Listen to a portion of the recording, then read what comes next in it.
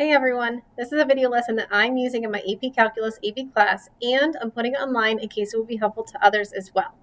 In this first section of Chapter 5, we are going to begin our journey in understanding integrals by estimating area under a curve over an interval. There is a link to a printable set of guided notes in the description of this video that you can use to follow along with the problems as I go over them.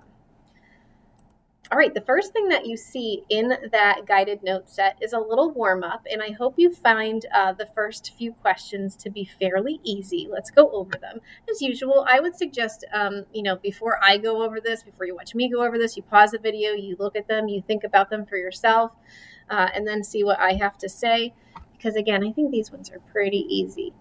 Oh no, my Wacom tablet is not plugged in. I'm not editing that out. It is what it is. There we go. Okay. A track moves along a track at a steady rate of 75 miles per hour from 7 a.m. to 9 a.m. What is the total distance traveled by the train? Okay, so this is like a standard distance equals rate times time problem, isn't it? We're finding the distance, and we can do that by taking the speed that the train is moving, 75 miles per hour,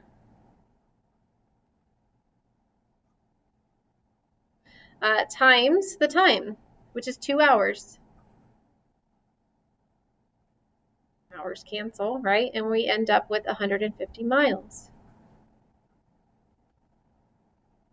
See? Told you. Easy. All right, take a look at number 2. Sketch a velocity versus time graph based on the situation described in number 1. Where can you find the answer to number 1 on the graph? Okay, so let's do a little velocity versus time graph. And I know this is kind of overkill with this question, but trust me, I'm going somewhere with this, okay?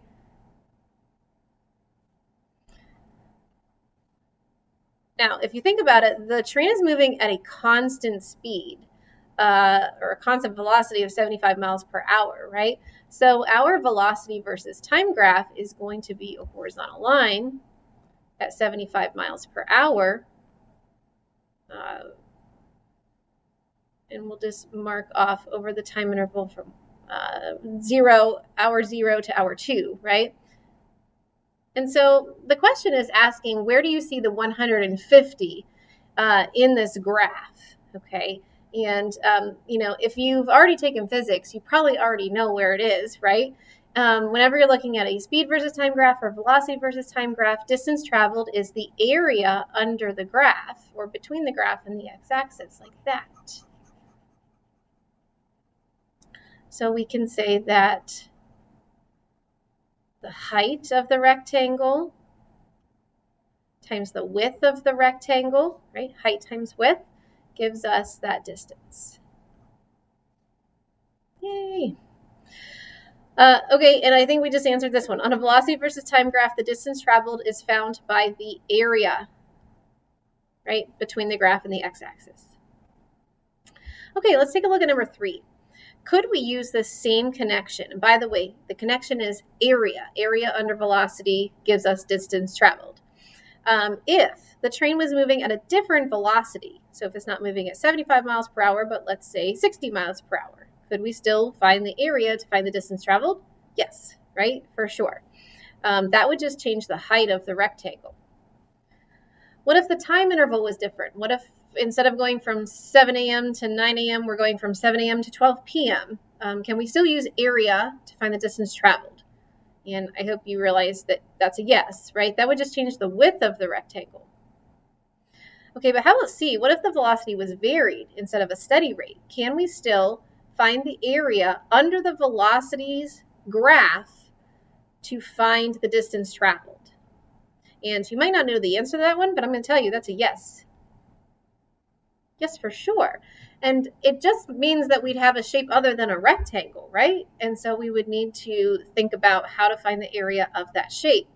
Now, if it's a shape that we also still have an area formula for, like a triangle or a trapezoid, then we're good to go. But what if it's a weird shape? What if it looks something like this? What do we do in that case? Well, we're going to answer that in this chapter. How do we find area under a graph that looks like that? That's what integrals are all about. All right, finally, one other thing that I want to note here, what is the relationship between velocity and distance that we studied earlier this year? Okay, remember, when we were talking about, derivatives and rates of change, we said that we could start with a position function that could give us displacement or distance, and the derivative of that is velocity, right? So let's say that here, the derivative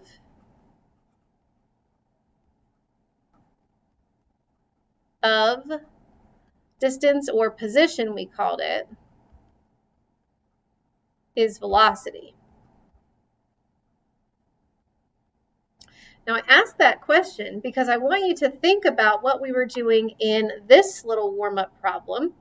We were working backwards. We were working from velocity to get distance, right? And so that's like another thing that ties to what we're going to be talking about when we talk about integrals in this chapter, doing derivatives backwards, or you know those as antiderivatives. So an informal definition of integral, I don't know if we can even call this a definition, but let's write some words that we want to associate with the word integral. Okay, so this is just sort of word association right now. One of them is area. Okay, and the other one is antiderivatives.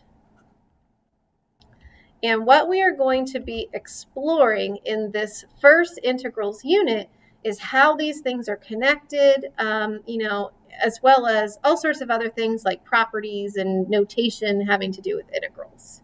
I'm excited. I love integrals so much. I'm sure I've told you that before. All right. Whoops, I skipped a little space here. So what we want to talk about now is we want to start to talk about, given a curve that maybe looks like, this, whoops, how do we find the area on an interval? How do we find the area of this kind of thing? My drawing skills are just awful today, but it is what it is. There we go. Not bad. I think I saved it. How do we find that? Okay, and what we're going to do is we're going to start with something really simple. Let's start with drawing shapes that we know how to find the area of under the curve. We're going to find the area of those shapes. We're going to add all those areas up, and that will give us an approximation of the area under the curve, or the area of the space that we are trying to find. Okay, one of the easiest ways to do that is to use something called rectangular approximation methods, or RAMs. Okay, these are using areas of rectangles above or below the curve to estimate the area beneath the curve. And there are three kinds of RAM. There's LRAM, RRAM, RAM, isn't that fun, and MRAM. Now, you'll hear me calling these Riemann sums in the next section, but for right now, we can just call them rectangular approximation methods. Okay, the L in this RAM method stands for left endpoint.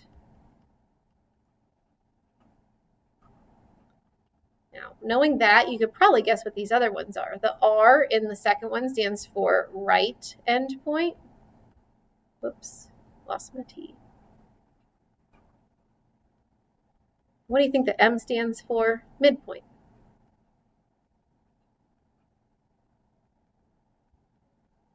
Now, there's all sorts of programs that you can use to do these sorts of rectangular approximation methods, or the other finite approximation method that we're going to look at in this section is called the trapezoidal rule.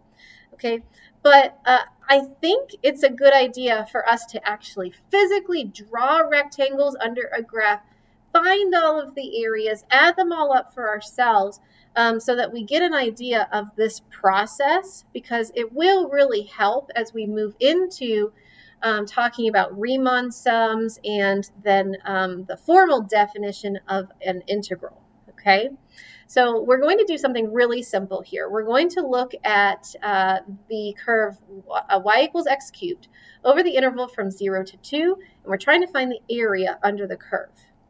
Okay, now I like to show what this looks like, and I'm gonna show you the answer right off the bat here because I just think it's cool to see. So I'm going to look at the graph of x cubed. We'll just go with a standard viewing window. That's fine. Well, maybe we'll change it a little bit. Let's change the x min to -2 and the x max to 5.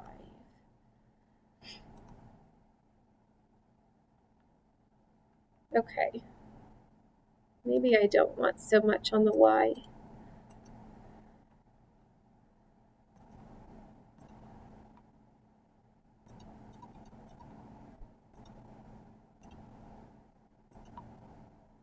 All right, we'll go with that. Okay, so if I hit second trace in option number 7, and then I give my interval 0, enter, 2, enter. Look at that. It shades the area that you're finding, and it actually tells you the answer here. The answer is 4 square units. That is the area under the graph of y equals x cubed over the interval from 0 to 2. Now, we're not going to get that answer of 4 today, unfortunately. Okay, we know the exact answer. I just showed you that there's technology that will give you that exact answer, but we're not going to do that. Why? Because sometimes you got to struggle through to understand where all the pieces come from to eventually be able to get to that nice, easy, exact answer. Okay, so what we're going to do here is we are going to take this overall interval from 0 to 2, and we're going to split it up into what we call subintervals. And I've decided to do 4 subintervals because I think that would probably be good. And just so you know, on each subinterval, you're going to be drawing a rectangle. So you're going to be drawing 4 rectangles under the graph of y equals x cubed. Okay, now for this first time, we're going to do LRAM, and I'll explain to you what that means for a moment. But first, let's just set up our subintervals. If we are looking at the x-axis from 0 to 2, but we're breaking it up into 4 subintervals, that means we're going by 0.5, right? Like the first subinterval would be 0 to 0.5, and we're going to draw a rectangle on that interval on the x-axis. And then we will go from 0.5 to 1. And then we will go from 1 to 1.5, and finally 1.5 to 2. Now the width of the subintervals, that is going to also give us the width of our rectangles. So going by 0.5 for our subintervals means that each rectangle will have a width of 0.5 units. Okay, so you can kind of, picture what's going to happen here. We're going to draw a rectangle on this interval. That's actually what it will be. It'll just be a straight line for that first interval. And then we'll draw a rectangle over this interval. And then we'll draw a rectangle over this interval. And then we'll draw a rectangle over this interval. Now, how do we get the heights of those rectangles? How do we actually draw those rectangles and calculate their heights? Well, if you're using LRAM, that means that you use the left endpoint on each subinterval to draw how high the rectangle is going to go. Now, I'm actually going to do the 1.5 to 2 subinterval first because I think it's easiest to see with that one, and then we'll work our way backwards. Okay, so if I'm working on the interval from 1.5 to 2, I go to the left endpoint, which is 1.5, and I go vertically straight up until I hit the curve. And I'm done. That's how high my rectangle is going to be. So then I go horizontally over to 2 and back down, and that's the first rectangle. Okay, let's do it again. From 1 to 1.5, go to the left endpoint, 1, go vertically straight up till you hit the curve, stop, and then go horizontally over and back down, and there's that rectangle. 0.5 to 1, that's really short, right? Straight up till you hit the curve, then over, back down.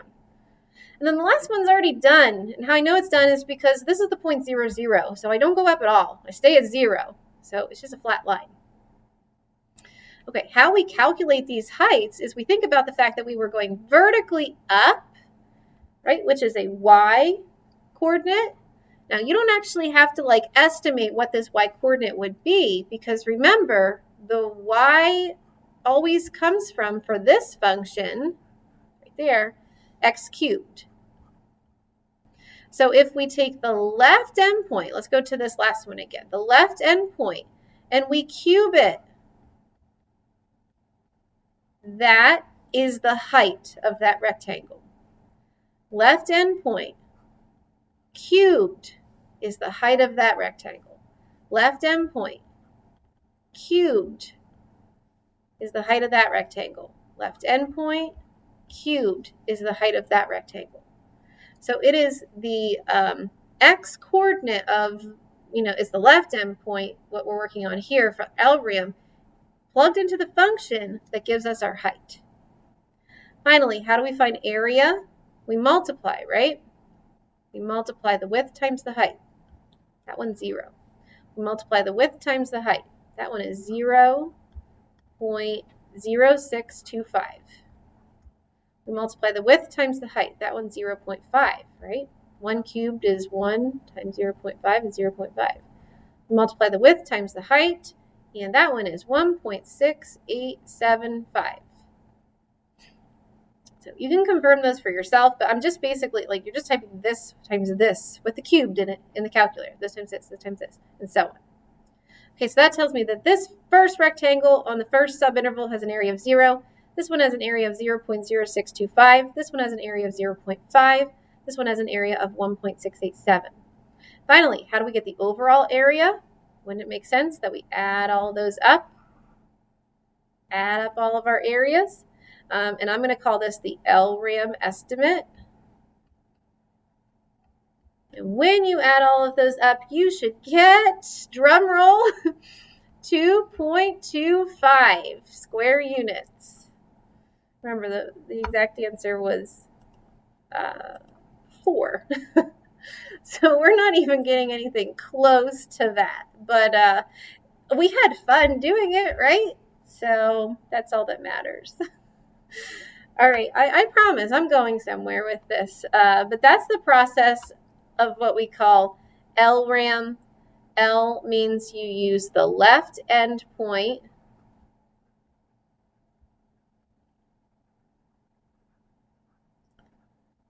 in the function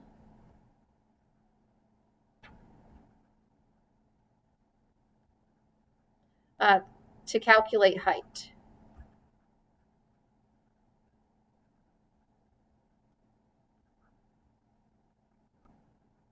Of each rectangle. All right, let's do another one. Those were so fun. Let's do an RRAM. Okay, this is going to be the same process. And by the way, we're using the same function over the same interval. So your notes doesn't say that. Well, maybe it does. I don't know if I fixed that this year or not. But, we're going to do y equals x squared over the interval from 0 to 2 3 more times to show you all of the different finite approximation methods that we have for this section. And then, you can, when you're doing these on your own, you can decide which one you want to use. Okay, but I want you to see all of them at least once. So let's split up our subintervals the same way by 0.5.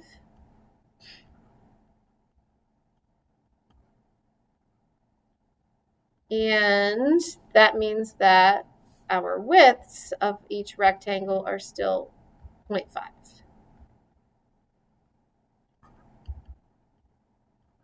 That all stays the same, or it can stay the same. You could change it. These are just like decisions that I've made. I've decided that we'll split up 0 to 2 by 0.5s and do 4 rectangles. Okay, you could choose to do more or less. Okay, so now that we're using RRAM, that means that we are going to determine the height of each rectangle, we are going to use the right endpoint. So again, remember, we're drawing a rectangle over this interval, rectangle over this interval, over this interval, and over this interval. Okay, let's do the 1.5 to 2 interval first. Go to the right endpoint, which is x equals 2 that time. Goes vertically straight up if I can. Oh, I'm like scared. It's so high.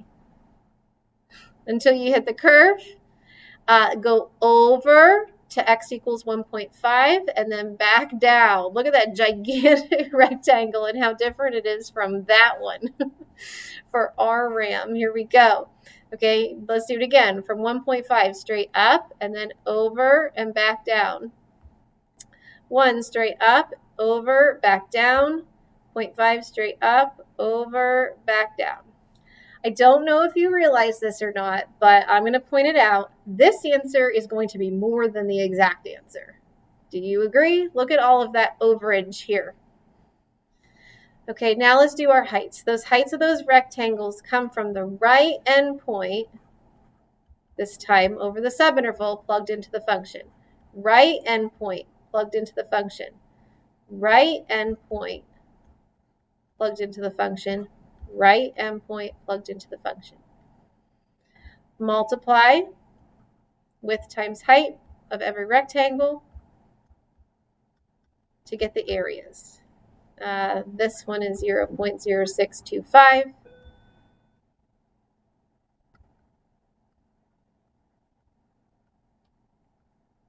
Now look at that. This rectangle right here has the exact area that we're supposed to be getting over the entire interval. This is so fun. That's what I love about it. Okay, finally, add all of those up to get our RRAM approximation, RAM approximation, and that ends up being 6.25. Yay! All right. Let's do one more rectangular approximation method, and this is MRAM, where M stands for the midpoint. Okay, I suggest you pause the video and see how much of it you can do for yourself. Keep in mind, the M stands for midpoint this time, so you can set up your subintervals the same way, your widths the same way. The height of your rectangle is going to come from the midpoint on each subinterval. Can you figure out what that looks like? I'm going to pause the video too, and I'm going to put that in, and then I'll show you the answer. Okay, here's what your MRAM answer should look like. I used the same subintervals going by 0.5s, and that kept the width of all of the rectangles at 0.5. However, to draw each rectangle, instead of using one endpoint, I went directly in the middle. For example, from 1.5 to 2, the middle would be 1.75. And so I estimated where that is on the x-axis, went straight up till I hit the curve. And then I went over in both directions to draw the height of the rectangle over the interval from 1.5 to 2.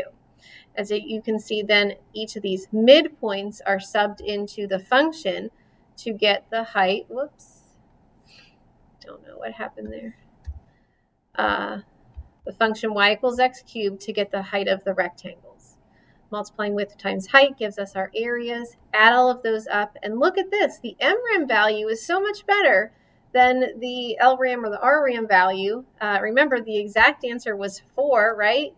And here we have the MRAM value at 3.875, which is not bad. So those are the different rectangular approximation methods that you can use to estimate area under a curve. However, you don't have to use rectangles. So the other finite approximation that we look at in this section is called the trapezoidal rule.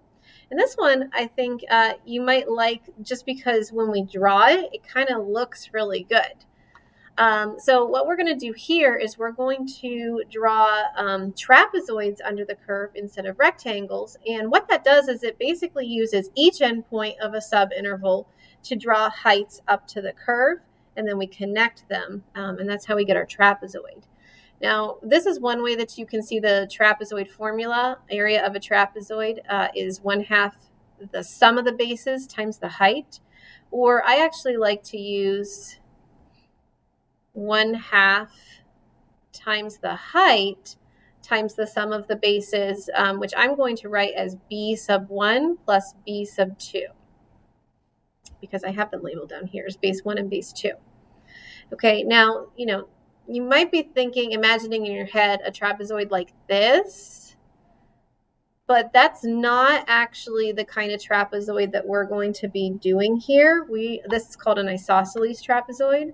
We're going to be drawing a trapezoid that has a right angle in it that looks like this. Okay, but it'll actually be turned so that this distance between the bases, which is what we call the height, is along the x-axis. So imagine picking up that trapezoid and turning it so it goes right here. Let's do the first one first. By the way, let's use the same subintervals. Let's go from 0 to 0.5 and so on.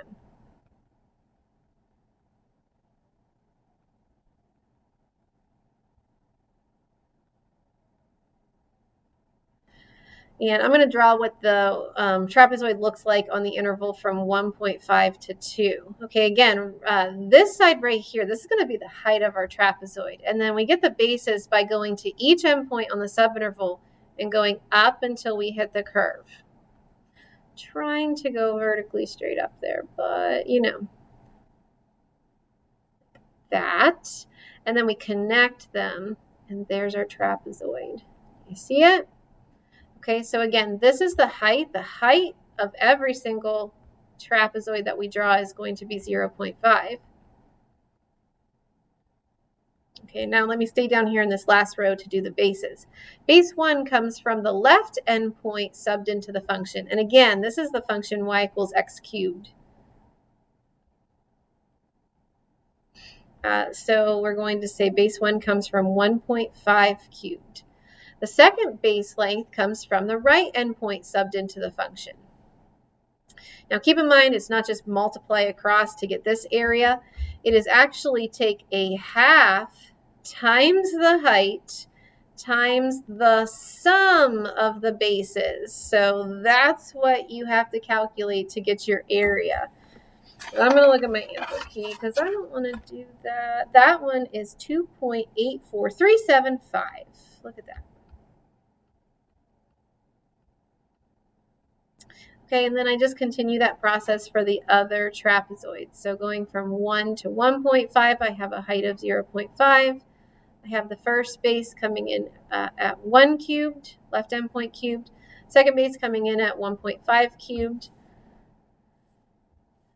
And then I'm just trying to draw that a little bit better. Okay, and then I apply the formula 1/2 times the height, oops, that's not where the plus goes. 1/2 times the height times the sum of the bases like that. And that one gives you 1.09375. Okay, so I'm going to pause the video, put the rest of them in, and then I'll come back. And I'm back. Look at that. That's what the trapezoidal rule looks like drawn in. It kind of looks pretty good, right? And then what we do to get our final estimate is we add all of these up. I like to just call it trap. I also like to think that's why my students a couple of years ago called me Trap Money Jenny from the trapezoidal rule. Trapezoidal rule, Jenny. All right, and here you can see that we're getting a trap estimate of 4.25, which makes sense. It's a little bit of an overestimate as these do go over the curve in each of them. Okay, surprisingly, although trapezoidal rule looks pretty good, it's actually not as accurate for this example as MRAM. MRAM is closer to the exact answer, but that's just for this example that it doesn't always happen. Okay, so what you see next in the notes is a you try section, and if you're one of my students, I'm going to ask that you leave this blank because this is what you're actually going to use as your practice in class. So you do not need to get this part of your notes done from the video. Just for anybody else, I do have all of these answers because notice that in the directions it says to use any finite approximation method that you would like, and really you can split the interval given up into a number of different subinterval options. So I gave the most common ones here. So if you go from 1 to 3, subintervals of 0.5, here's what you should get for whichever finite approximation method you choose to use. If you decide to do subintervals of 1, I always have students go, well, can I just do subintervals of 1? Yeah, sure. It's not going to be as accurate, but you can go for it still. And if you do, here's the values that you should get. Okay, for the second one where we're working on the interval from 0 to pi over 2, I just went with subintervals of pi over 4, and if you do subintervals of pi over 4, here's the different values you can get. So you can try those for yourself and work toward whichever ones you're doing to see if you can get them correct. Okay, finally, the last part of the notes is where instead of working with a function that we have in the form of an equation, we are going to work with a table of values to estimate area under a graph, or in this case, it is going to estimate distance traveled. So take a look at example 2. Use the data below of the velocity of a model train moving along a track for 10 seconds to estimate the area below the curve, distance traveled, using LRAM and RRAM. Okay, so I just took these points and I plotted them in a graphing calculator so that you could see what it looks like. Not that you necessarily have to have the graph, but it might be nice to have. Okay, notice that our table is broken up by intervals of 2 on the time axis. Okay, and so that's what we're going to take actually as our subintervals here. For our subintervals, we're going to go from 0 to 2, 2 to 4, and so on, like that. Okay, next, notice it tells us we need to do LRAM and RRAM. Let's do LRAM first. The next thing we want are the width of our rectangles, and that would just be going by 2's.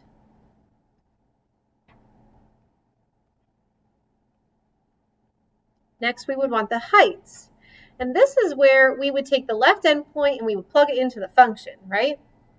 Well, how do you do that? Okay, left endpoint plugged into the function, left endpoint plugged into the function. How do you do that?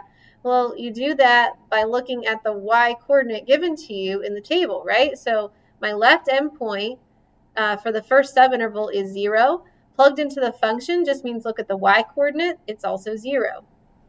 Left endpoint is 2, look at the y coordinate, it's 22. Left endpoint is 4, look at the y coordinate, it's 5, and so on. For 6, the y coordinate is 11, and for 8, the y coordinate is 2. Multiply the widths and heights together to get your areas.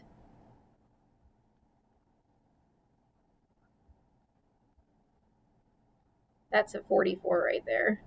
And then add them all up.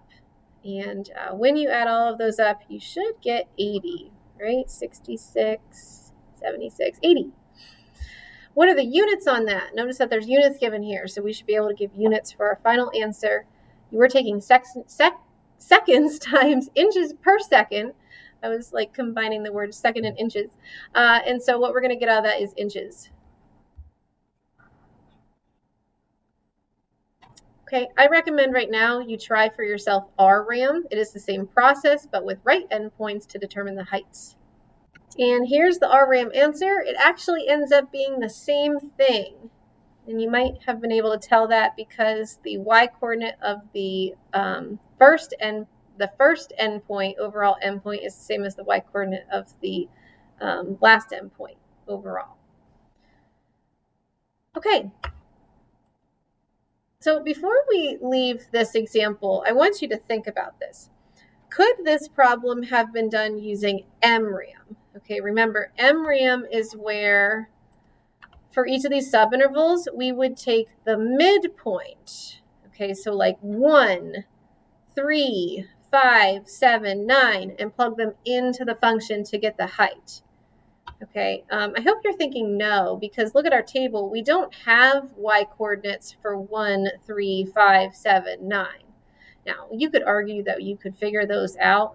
Let's not do that. Okay, so we're just going to say no. This problem, we're not going to do it using MRAM. Okay, but could it be done using the trapezoidal rule?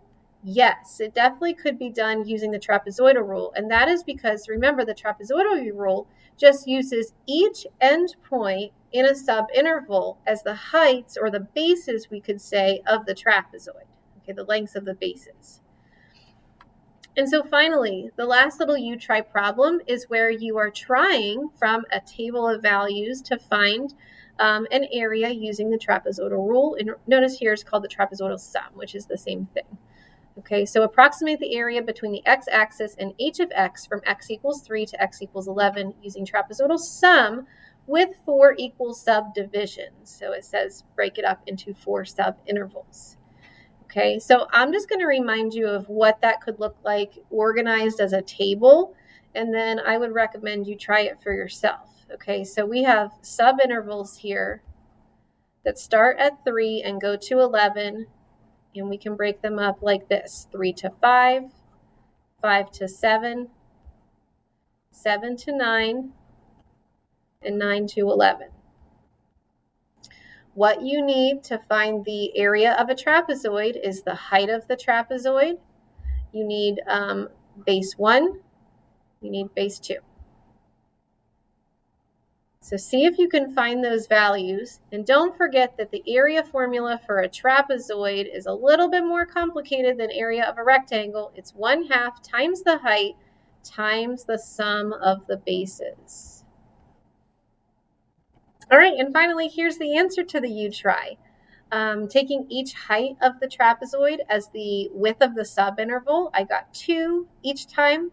The bases come from the h of x values. So your bases of your trapezoid come from these values: left, right, left, right, left, right, left, right. And then finally, we apply the formula 1/2 times the height times the sum of the bases to get these areas. Add them all up, and we got 51.